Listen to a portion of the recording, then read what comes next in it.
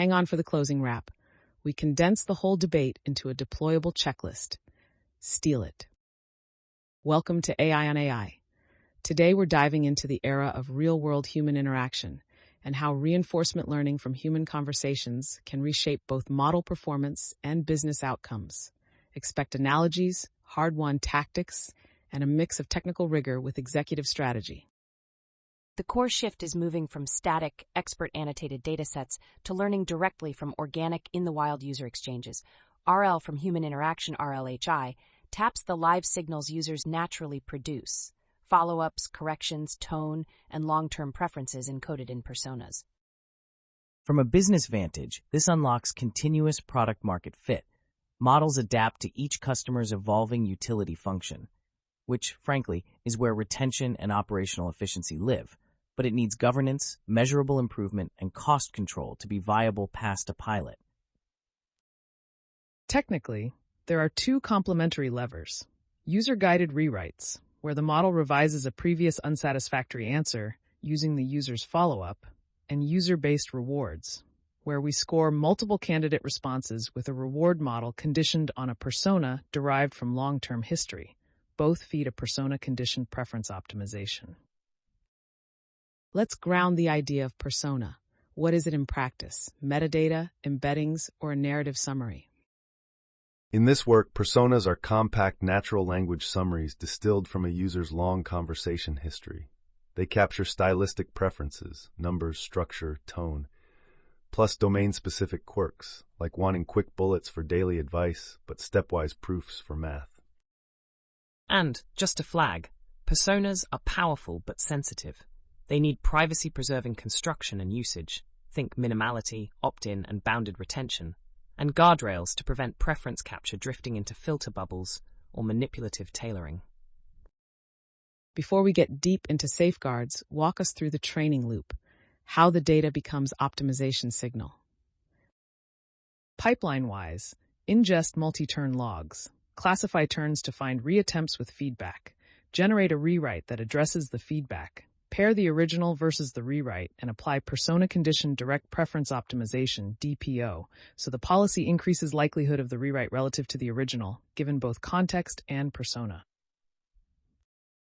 The objective is log sigmoid of a preference margin. We compute log probabilities of the preferred versus dispreferred response under current policy relative to a reference model, multiply by a sharpness factor, and optimize credit assignment flows to tokens that change the margin, emphasizing edits the user implicitly requested. The second path, user-based rewards, handles initial requests without explicit feedback. We sample N candidates per prompt, score them with a persona-conditioned reward model, pick the top versus bottom, and run DPO on those pairs. It scales to the many cases where users don't follow up. Where do the gains show up? Personalization versus general instruction following. Both. Personalization win rates jump substantially with user-based rewards, instruction following improves notably, and user-guided rewrites drive overall user preference. Interestingly, a math-focused rewrite regime produces cross-domain reasoning gains, suggesting even lightweight feedback can transfer. Translating that to business, we've seen teams report double-digit percentage improvements in personalization scores, and more important for operations, fewer re-asks per ticket and shorter cycle times in customer support flows. That shows up in throughput and satisfaction. Quick caution: better engagement doesn't automatically imply better outcomes. The reward needs to encode utility beyond user likes it, include factuality, safety, and diversity. Otherwise, engagement-only optimization can backfire long-term. Let's do a technical deep dive on the reward model. How is it trained and calibrated? Start with chosen rejected pairs formed by persona-conditioned scoring. Train the reward model on pairwise comparisons with a logistic loss given persona, context, and candidate. The model outputs a scalar. Regularize the scale to avoid saturation, and calibrate margins so the DPO policy doesn't oversharpen. We also manage KL control, constrain the policy not to drift too far from the reference. Online DPO with a small KL penalty helps stabilize updates, especially when candidates are sampled with temperature and top P. We cache persona context features to amortize compute across candidate scoring. Evaluation matters. Length-controlled judging prevents verbose answers from gaming preference. And we slice metrics: personalization, instruction following, factuality, and style coherence. Without those slices, you can miss subtle failure modes like reward hacking via numeric padding. Numeric padding. Say more about that. If a persona favors numbers, some responses add spurious statistics or unnecessary percentages to spike the reward. We detect this by cross-checking with knowledge sources or consistency tests. If numbers don't align across turns or contradict retrieved facts, penalize. Also measure effortful honesty, like stating uncertainty. That connects to safety. Persona-driven content should be bounded by guardrails, factuality checks, toxicity filters, and value alignment constraints. Otherwise, you risk customizing tone while inadvertently drifting substance into unsafe or biased territory. What about quality filtering of the interaction data itself? Organic conversations are noisy. Absolutely critical. We filter rewrites that don't improve over originals. If the user-based reward says the rewrite is worse, discard. We also run toxicity and coherence filters, contradiction detectors, and require a margin threshold between chosen and rejected responses to ensure clear preference signals. This filtering is why RL beats plain supervised fine-tuning. SFT uses only positive examples, but RL on preference pairs, paired with filtering, gives gradient signal on what not to do, which is crucial in noisy, heterogeneous conversations. Strategically, that means you need a disciplined data governance process, quality gates in, automatic red teaming out, and clear escalation for ambiguous or unsafe interactions. Otherwise, the model learns the noise along with the signal. Let's bring it alive with case examples. Give us 3 sectors and the implications you've seen. First, telecommunications support. A virtual agent learns from customer follow-ups. Be more specific, show steps. And persona-conditioned rewards reinforce concise but complete responses.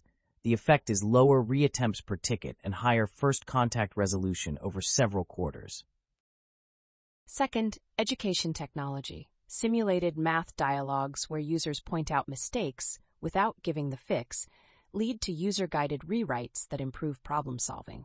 Those gains spill into non-math reasoning tasks, suggesting transfer from learning how to revise under feedback.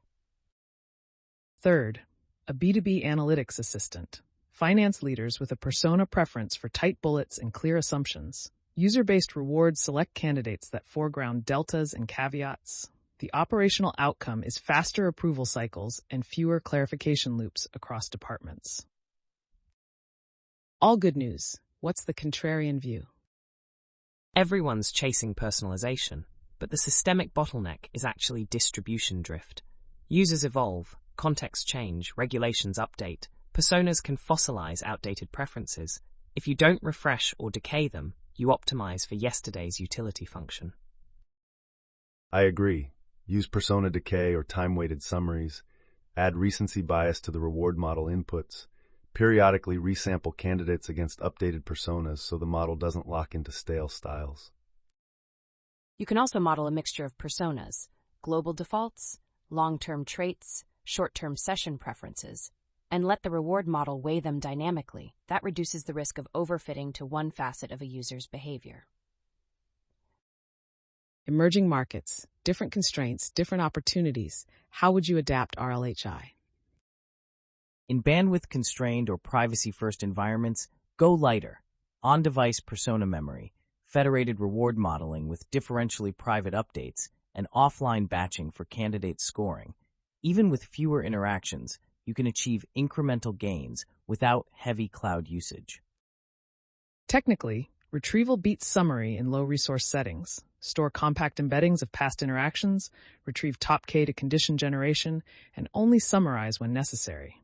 That reduces compute, and retrieval naturally includes recency. And culturally diverse contexts need explicit multilingual reward modeling. Otherwise, the model projects preferences from dominant cohorts onto minority users. You measure equity across segments, not just aggregate wins. Let's tackle online versus offline GI. How should enterprises stage the rollout? Start offline, reconstruct assistant outputs for safety, run persona condition DPO with strict filtering, evaluate, then move to online shadow mode. Deploy a candidate ranking head that doesn't affect user responses but learns from the stream. Finally, carefully enable live updates with rollback and audit. Add canary cohorts. Strong monitoring for reward drift, toxicity, and factuality. If any metric breaches, auto-disengage online updates and fall back to the previous checkpoint. Logs and diffs need to be inspectable at turn level for root cause analysis. From a strategy standpoint, phase adoption in domains where error tolerance is low, but the value of personalization is high. Pair each phase with a clear KPI taxonomy. Personalization wins, re-ask reduction, resolution speed, and user satisfaction. On governance, what's a practical blueprint for an RLHI pilot? 8 steps. Define feedback taxonomies. Instrument user consent and visibility. Build persona pipelines with decay. Install quality gates and safety filters. Run offline DPO with ablations. Conduct human-in-the-loop eval. Pilot shadow online with canary cohorts. And formalize rollback and postmortems. And embed a do no harm clause. Reward models must score content on helpfulness and safety jointly. If personal preference conflicts with safety, safety wins. This needs to be enforced in both training and inference. Plus measurement integrity. Use multiple judges, human and automated. Control for length and style bias. Sanity check judgments with adversarial prompts. Jailbreak attempts, ambiguous requests, to ensure gains aren't coming from brittle hacks. I want to double-click on user-guided rewrites. Why do they outperform regenerations from scratch? Because they leverage semantic feedback, add numbers, show steps, keep it professional, which pins the gradient to specific deficiencies, regeneration, even with context, loses the referential anchor to the user's critique, so credit assignment scatters across tokens. Operationally, rewrites are also faster. You preserve relevant fragments and adjust. Combine with edit distance penalties to discourage superficial changes. That reduces compute and helps the model learn targeted fixes. And the data shows higher personalization gains for rewrites. They better align with the persona in multi-turn contexts, especially later turns where follow-ups dominate. We've mentioned reward hacking. Give us tactics to prevent it. 3 tactics. Multi-objective rewards, blend helpfulness, factuality, safety, and personalization. Adversarial evaluation, reward model should penalize superficial compliance tricks. And calibration, margin thresholds that require substantial improvement to count as a win. Add effortful honesty signals. Responses that gracefully decline, ask clarifying questions, or annotate assumptions should not be penalized against glib answers. We want truth-seeking behavior, not performative certainty. There's a famous line in measurement, you are what you measure. How should leaders choose metrics here? Don't just measure engagement. Measure outcomes, resolution quality, downstream errors, and time to value. If personalization rises while factuality dips, you're optimizing the wrong objective. Align metrics to business goals and ethics. Technically, you can bake metrics into the reward model, but keep a separate evaluation suite to watch for overfitting. That's your measure twice, cut once guardrail. Let's talk scalability. N candidates per prompt sounds costly. How do we make it tractable? Use candidate streaming and early exit. Score partial outputs, prune weak branches. Distill the reward model into a lightweight head for fast ranking. Cache persona context embeddings, and control N adaptively. More candidates for high-stakes prompts, fewer for routine tasks. Also, train the policy to reduce entropy for users with stable personas. Fewer samples needed when the policy is clearly aligned. Let the system allocate compute to ambiguity, not certainty. What about diversity, training on many users versus deep histories of a few? Diversity wins. Breadth across users exposes the model to varied preferences and interaction styles. You generalize better and avoid overfitting. If you must go deep, interleave with a diverse pool to maintain robustness. There's a fairness angle too. Overrepresented personas can colonize the reward landscape. Active balancing across demographic and preference slices keeps the model inclusive. I'm curious how these methods fare in standard benchmarks. Do personalization gains trade off against general instruction following? When done right, no. Persona-conditioned rewards improved length-controlled wins in generic instruction following. Rewrites also boosted reasoning. The trick is multi-objective training and robust filtering, so personalization doesn't cannibalize general competence. And at inference, persona-guided prompting can help personalization, but sometimes nudge verbosity. Keep decoding parameters consistent, and use length penalties and structure prompts to maintain crispness. Analogies help us reason. Give me one to capture RLHI's essence. RLHI is like learning on the dance floor, not in rehearsal. The partner's micro-corrections, more tension, shorten the step, shape the performance in real time. User-guided rewrites are those micro-corrections, and persona rewards are the style the partner prefers. Strategically, it's moving from quarterly reviews to continuous coaching. You get adaptability, but you must log the coaching notes, verify progress, and avoid bad advice seeping in. Risks beyond privacy. What second and third order effects should leaders anticipate? Second order, preference capture reduces exposure to diverse viewpoints. Third order, regulatory response. If personalization nudges behavior in sensitive domains, expect scrutiny. Preempt this with transparency. Explain how personas are built and let users edit them. Another third-order effect, content ecosystem shifts. Models tuned to numeric-heavy personas might flood documents with unneeded stats, track corpus drift, and guard against normalization of style that erodes clarity. Let's wrap with a pragmatic checklist. How does a CTO and a head of product get started next week? Instrument logs with consent, label feedback types, bootstrap persona summaries with time decay, build quality filters, generate rewrite pairs and candidate pools, train persona-conditioned DPO offline, set evaluation suites, then shadow online updates with Canary users. Define KPIs per domain, personalization, instruction following, factuality, safety, and operational metrics like re-ask reduction. Set thresholds for go, no-go, and build a cadence, weekly audits, monthly checkpoint reviews. Bake in privacy and ethics from the start. Short retention windows, user editing of personas, opt-in personalization, transparent explanations, and default safety overrides. You'll move faster later by avoiding retrofits.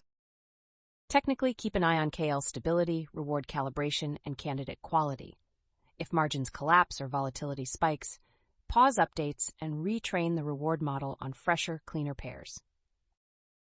And keep humans in the loop. LLM judges help, but human raters catch subtleties like tone sincerity and manipulative phrasing. Periodic alignment reviews are essential. Final thoughts, one sentence each, on where this goes in the next year. RLHI becomes the standard post-training layer. Learning from authentic interactions is the path to adaptive intelligence. Infrastructure matures. Candidate streaming, persona stores, and safety gates become plug-and-play components. Governance gets teeth, privacy by design, equity audits, and opt-in transparency become table stakes. Business value compounds. Continuous personalization reduces friction across support, analytics, and education with visible operational gains. Evaluation evolves. Multi-slice, adversarial, and human-in-the-loop frameworks keep alignment honest as models learn from the wild. That's a wrap. Remember Deming's line, "In God we trust, all others must bring data." RLHI is how we bring the right data, authentic, dynamic, and diverse, into the model's learning loop, responsibly and with business clarity. Thanks for listening. Before we sign off, let's stitch the threads together. What we covered today is an end-to-end playbook for learning from the wild. Why static labels are stalling, how RL from human interaction leverages real user follow-ups and long-term personas, and how persona-conditioned preference optimization turns those signals into measurable gains without sacrificing safety or generalization. The pipeline in one breath: instrument consented logs, classify follow-ups to isolate reattempts with feedback, Summarize personas with time decay, generate user-guided rewrites, and filter with a persona-aware reward model. For single-turn prompts, sample N candidates, score them with the same persona-conditioned reward, train via persona DPO with KL control, evaluate with length-controlled multi-metric judges. Then shadow deploy online updates with canaries and rollback hooks. Measure, adjust, repeat. From a business lens, the highlights are clear. Continuous personalization translates into fewer reasks, faster resolution, and higher user satisfaction. The operating model is phased. Offline training to de-risk, shadow learning to validate, and carefully gated online updates tied to KPI thresholds across personalization, instruction following, factuality, safety, and operational throughput. Technically, the key innovations are twofold. User-guided rewrites anchor credit assignment to the user's critique, so edits learn what mattered, while user-based rewards generalize alignment when explicit feedback is absent. Both are powered by persona-conditioned DPO that links long-term traits to turn-level choices and is stabilized with KL and reward calibration.